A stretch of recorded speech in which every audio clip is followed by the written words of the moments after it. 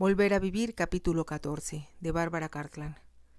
Siempre, después de que su cuerpo había estado en contacto con las manos de Augie, Stella se sentía más fuerte, más llena de vida, y había respondido por esa razón al tratamiento, casi contra su voluntad. Y no solo le había devuelto la fuerza física, sino que le estaba dando fuerza espiritual y un deseo urgente de vivir. «Me siento como si hubiera estado muerta mucho tiempo», comentó una vez Stella, con voz alta, y era la verdad. Había estado muerta desde que descubrió la verdad sobre Philip, y había muerto una segunda vez aquella fatídica mañana, en el apartamento de Bertram. Sin embargo, ahora se sentía obligada a reconocer que en realidad solo una pequeña parte de sí misma había florecido con el amor de él. Era un florecimiento superficial, exótico, producido por un calor artificial con escasas raíces y muy poca probabilidad de supervivencia. Si hubiera amado a Bertram lo suficiente, ¿lo habría perdonado?, se preguntó, y tuvo miedo de la respuesta porque revelaba su propia superficialidad. Ahora, que tenía como punto de referencia la profundidad emocional de Augie, se daba cuenta de lo mucho que a ella le faltaba en ese sentido. «Somos dos mujeres», pensó Stella. «El mundo pensaría que yo lo tengo todo, que soy más importante que ella, y, sin embargo, qué insignificante y despreciable soy en comparación con Augie». Descubrió, después del primer día, que no había razón para fingir interés en la mujer bajo cuyo techo vivía. Estaba sinceramente interesada en ella, y sentía también una gran curiosidad, pues Augie nunca hablaba de sí misma. Stella había probado varios métodos para atraer sus confidencias, pero siempre había fracasado. Stella pensó en Augie, en lo vacío de su propia vida y en Clive, toda la mañana.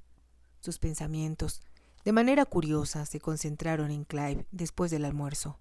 Muy a su pesar, tuvo que reconocer que lo echaba de menos, que estaba ansiosa de que volviera. La tarde pasó con igual lentitud que la mañana. Más de una vez Stella vio el reloj con la esperanza de que Augie entrara, que hablara con ella con cualquier pretexto. Ansiaba que llegara el momento en que Lisa trajera carbón para la chimenea, que corriera las cortinas y encendiera las luces, porque empezaba a oscurecer. Pero era solo su mente la que se movía con rapidez. Las horas pasaban con mucha lentitud. De pronto, cuando sentía que no podía soportar por más tiempo estar sola con sus pensamientos y su desventura, llamaron a la puerta. «Adelante», exclamó, llena de ansiedad. Era Clive. Se alegró tanto de verlo que no hizo ningún intento por disimular su placer. Por primera vez extendió sus manos hacia él con espontaneidad, mas se dio cuenta de inmediato de que algo malo sucedía. Había algo más que seriedad en su expresión. Él le preguntó con interés profesional por su salud. Después caminó hacia la chimenea, con las manos metidas en los bolsillos del pantalón. «Tengo algo que decirle», dijo con brusquedad. Entonces Stella se dio cuenta de lo que Clive parecía en ese momento. Semejaba a un niño desolado, un niño al que hubieran dejado abandonado en el frío. Inesperadamente sintió que su corazón se volcaba hacia él, lleno de piedad y de ternura. Ya no lo vio como al cirujano famoso y eficiente, como al médico implacable que la había obligado a volver a la vida contra sus deseos. Lo vio, en cambio, como a un hombre atribulado, un niño asustado y decidido, al mismo tiempo, a ser valeroso. ¿Cómo debió haberlo amado su madre?, pensó ella de pronto. Se le ocurrió que siempre había deseado un hijo. No se había dado cuenta, hasta ese momento, el doloroso vacío que había existido siempre en ella por la falta de un hijo.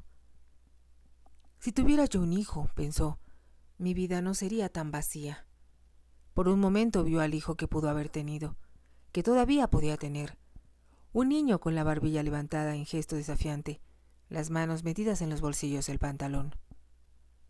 «¿Qué sucede?», preguntó, y oyó su propia voz, tranquila y calmada, hablando por encima del tumulto de sus pensamientos. «Ocurrió algo terrible», contestó Clive. «No sé cómo decírselo y, sin embargo, Debe saberlo porque usted está involucrada.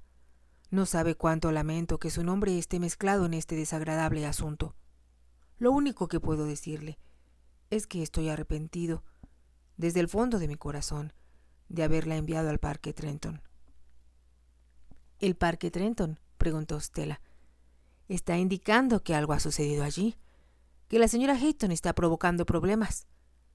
«La señora Hayton está muerta».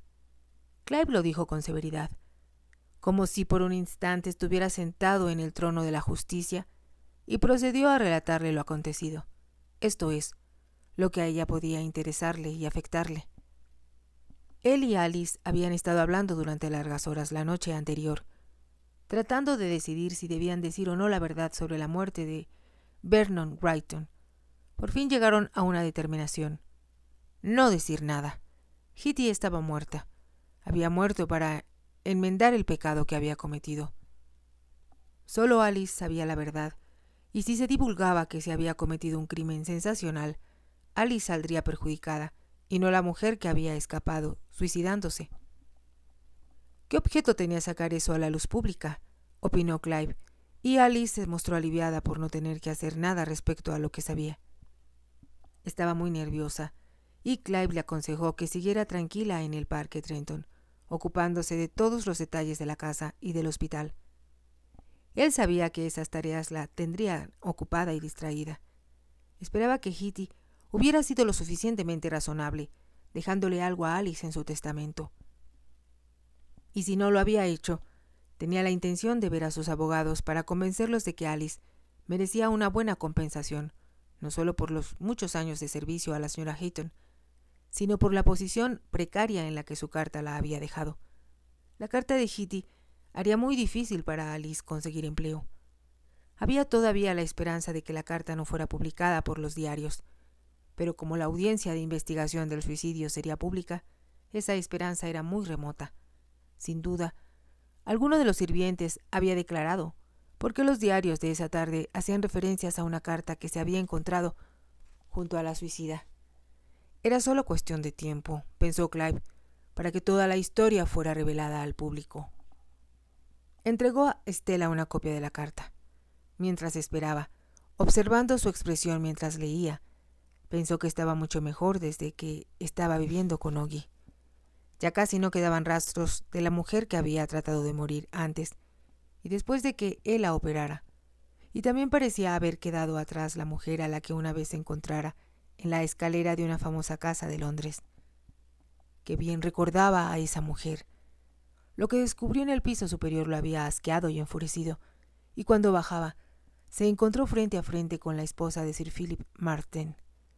Se veía asombrosamente bella, pero su tipo de belleza no le atrajo en el primer momento. La mujer mejor vestida en la alta sociedad era como la habían descrito muchas veces en los diarios. Pero cuando habló con ella para llamarle la atención por descuidar a sus perros, notó dolor en sus ojos. Vio a una mujer que sufría, que vivía humillada y atormentada. La piedad que sintió por ella lo dejó sin habla. No pudo hacer ni decir nada. Se marchó pensando en la agonía que había visto en medio de tan pomposo esplendor. Se preguntó ahora si la carta que le estaba mostrando la haría sufrir tanto como él estaba sufriendo. Stella se la devolvió, y cuando él la tomó, se dio cuenta de que una vez más se había realizado un gran cambio en ella. Se apoyó en sus almohadas con aire cansado. La momentánea animación que él había notado en ella cuando llegó había desaparecido. «No hay nada que podamos hacer para evitar que esto se publique, ¿verdad?», dijo con voz ronca.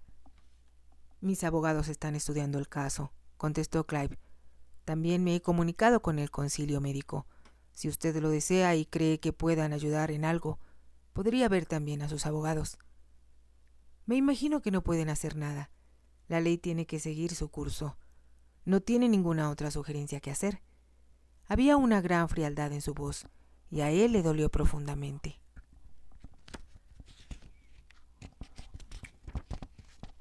«Me temo que no», repuso. Dobló la carta y la guardó en su bolsillo antes de añadir: «¿Me permite decirle una vez más cuánto siento que la haya involucrado en esto?». «Es muy desafortunado», comentó Stella.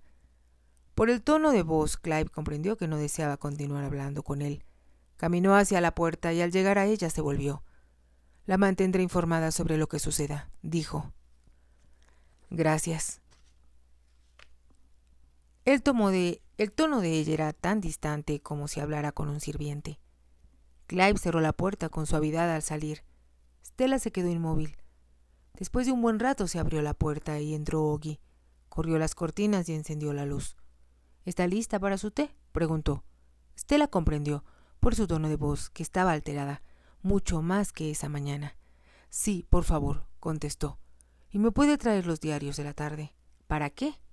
«Quiero leer las linduras que deben estar publicando sobre la señora Hayton». «La señora Hayton». La voluminosa figura de Oggy se estremeció de furia. «Si esa mujer estuviera viva, la estrangularía con mis propias manos.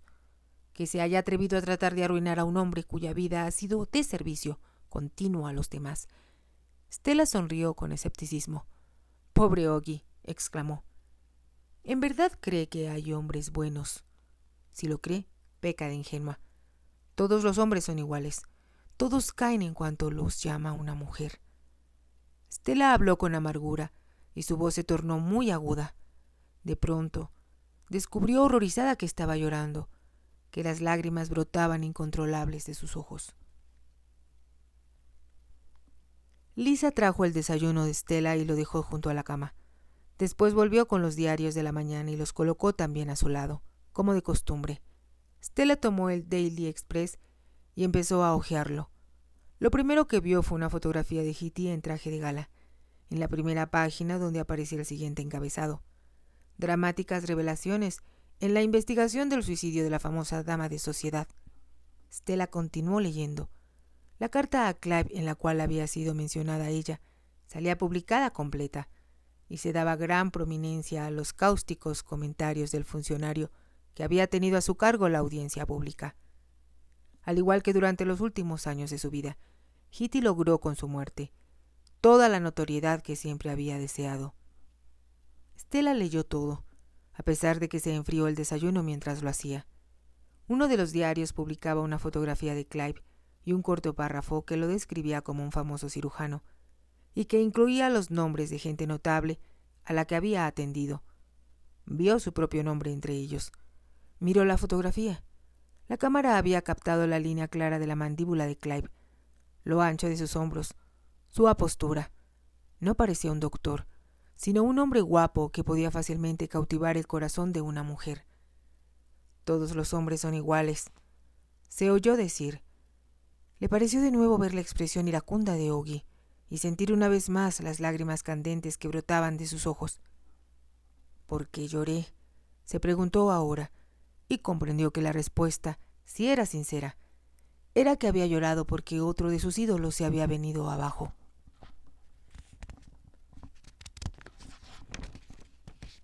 Ella había creído en Clive, empezaba a confiar en su fuerza, en la férrea calidad de su carácter, y él, también, le había fallado. Como todos los hombres que había conocido, era tonto e incapaz de resistir la tentación. Pensaba que él era diferente. Le había parecido un hombre idealista, dedicado a su carrera, a curar y a salvar a otros seres humanos. Pero se había equivocado de nuevo, y rió con amargura al pensar cómo se había burlado Philip de ella, y cuánta razón había tenido. Bueno, Bertram debió haberle enseñado una lección. Nunca, nunca esperar nada de los hombres, excepto traición e hipocresía. Había sido a causa de su enfermedad que confiara y creyera en Clive. Eso sucedía con frecuencia. Los hombres se enamoraban de sus enfermeras y las mujeres solían enamorarse del médico. Era ridículo pensar que ella, Stella Marsden, había aprendido tan duras lecciones a través de su vida, hubiera empezado a creer en la integridad y la honestidad de un desconocido, simplemente porque había tenido el poder de curarla. Stella bajó la vista fijándola en la fotografía de Hitty. La mujer había sido muy atractiva, de eso no cabía la menor duda, pero a pesar de ello, tenía un aspecto hostil y duro. No era el suyo el rostro de una mujer graciosa y tierna. Había una expresión de triunfo en su rostro. El fotógrafo la había retratado cuando Hitty tenía buenas razones para sentirse triunfadora. Acababa de ser presentada a la corte de St. James. En ese momento había llegado a la meca de todos los norteamericanos ricos que, según decían los cínicos, se iban a París cuando morían, pero encontraban el paraíso cuando traspasaban las puertas del Palacio de Buckingham. Esa era la verdadera razón del aire de triunfo de Hitty, pero para Stella era como si la mujer muerta la estuviera mirando desde el periódico con un reto que era muy personal. «Yo he ganado», parecía decir, y Stella encontró un significado oculto para esa aseveración, dentro de su propio corazón. Sí, Hitty había ganado. En su muerte había resultado triunfadora. Stella, su enemiga involuntaria, había sido derrotada. Su ídolo se había venido abajo. Clive había sido el hombre elegido por Hitty, su bien amado, tal vez su amante. Stella se estremeció al pensar en eso. El futuro le parecía un panorama de profunda desolación y desventura. Trató de pensar en un solo amigo, en una persona en la que pudiera confiar, a la que pudiera amar sin reservas, y no pudo pensar en nadie. Durante los siguientes días, Stella continuó leyendo los diarios con un interés casi morboso. Leyó todos los artículos maliciosos que se publicaron sobre un triángulo que parecía tener fascinado al público, muchos de los cuales incluían fotografías de Clive, de Hitty y de ella misma. Era una situación que al público debía resultarle deliciosa. Dos mujeres hermosas, ricas y famosas, compitiendo por el muchacho escocés que había surgido de la penuria para convertirse en un famoso cirujano. Stella pensó en Clive y se preguntó si no estaría arrepentido ahora por haberla vuelto a la vida, por no haberla dejado morir cuando se la habían traído aplastada y sangrante, y deseosa de abandonar este mundo. Stella no encontraba manera de librarse de sus propios pensamientos. Una vez que los diarios dejaron de interesarle, descubrió que en lo único que pensaba era en el momento en que llegara Clive a verla. Ella deseaba verlo. Terminó por reconocerlo, a pesar de todo, a pesar del desprecio que había sentido por él y que seguía sintiendo. «Es porque a él puedo decirle lo que pienso», se dijo, y comprendió que en las últimas semanas había disfrutado de una sensación de placer y un cierto entusiasmo sosteniendo duelos verbales con él. ¿Y si no volvía? Él había comprendido muy bien lo que ella pensaba de él. Ella notó el dolor que se reflejó en su rostro al advertir la frialdad y el menosprecio que denotaba su voz. Oggy no fue de mucha ayuda para Stella en esos días. Aunque hablaban con frecuencia, ninguna de las dos soportaba mencionar el tema que dominaba el pensamiento de ambas. «No tenemos nada que decirnos», pensó Stella. «Nada». Tenía la impresión de que Oggy estaba sufriendo, sin embargo, desde aquella mañana en que se iniciara el drama de Hitty y sus acusaciones. La mujer no había dicho nada, ni había demostrado sus sentimientos. «Ella debe saber qué ha pasado con Clive», pensó Stella. Y a pesar de todo, se daba cuenta de que, como ella misma, Oggy también parecía estar esperando la visita de Clive. Los días pasaron, uno tras otro. El desprecio y la ira que Stella sintiera durante los primeros días fue desvaneciéndose, y en este sentimiento fue sustituido por un intenso deseo de ver a Clive, de hablar con él, de escuchar sus explicaciones. Ya no estaba disgustada. Ahora presentía que solo Clive podría dar solución al problema, o por lo menos explicárselo. Se había considerado terrible leer todas las especulaciones que sobre ellos habían estado publicando. Descubrió con asombro que era aún más duro darse cuenta de que el asunto había sido relegado al olvido. «No hay nada en los diarios», dijo Stella con aire petulante 6 días después de que había tenido lugar la sesión pública de investigación. Oggy comprendió, sin necesidad de que se lo explicara, que se refería a que no había nada sobre la muerte de Hitty, ya que el desarrollo de la guerra, especialmente el avance de los rusos, seguían ocupando los encabezados. «Creo que ya es tiempo de que me permitan levantarme. Estoy harta de la cama». «Tenemos que preguntárselo al doctor», contestó Oggy. «Bueno, pues vamos a hacerlo», dijo Stella con impaciencia. «El doctor parece tenernos olvidadas por el momento». Debe venir mañana, sin duda, señaló Oggy en tono tranquilizador. Pero yo quiero saber ahora, hoy, si puedo levantarme, exclamó Stella, e inexplicablemente se sintió enfadada. Porque tenía que esperar, armada de paciencia, a que Clive condescendiera con ella. Ella era Stella Marsden, lo bastante rica e importante como para merecer la atención de los mejores cirujanos de la tierra. No iba a permitir que la descuidara de esta manera. Si Clive no quería atenderla como debía, ella podía buscar quien lo hiciera. Llame por teléfono al doctor Ross ahora mismo, ordenó a Oggy. Oggy titubeó. Stella se percató de que estaba ansiosa de hacer lo que ella había sugerido. Quería hablar con Clive, saber qué estaba haciendo. «¿Cuánto lo quiere?», pensó Stella, y de pronto sintió compasión por ella. Me pregunto si él lo sabe. Si, en realidad, le importa siquiera. Era increíble cuánto amor podía inspirar un solo hombre. Hitty había muerto por él. Oggy lo quería tanto que su viejo rostro se iluminó de pronto ante la simple posibilidad de hablar con él. «Tontas, tontas», gritó Stella desde el fondo de su corazón. Si te ha gustado, te invito a que te suscribas, a que me regales un me gusta y actives la campanita para que puedas seguir escuchando esta historia y muchas más. Gracias.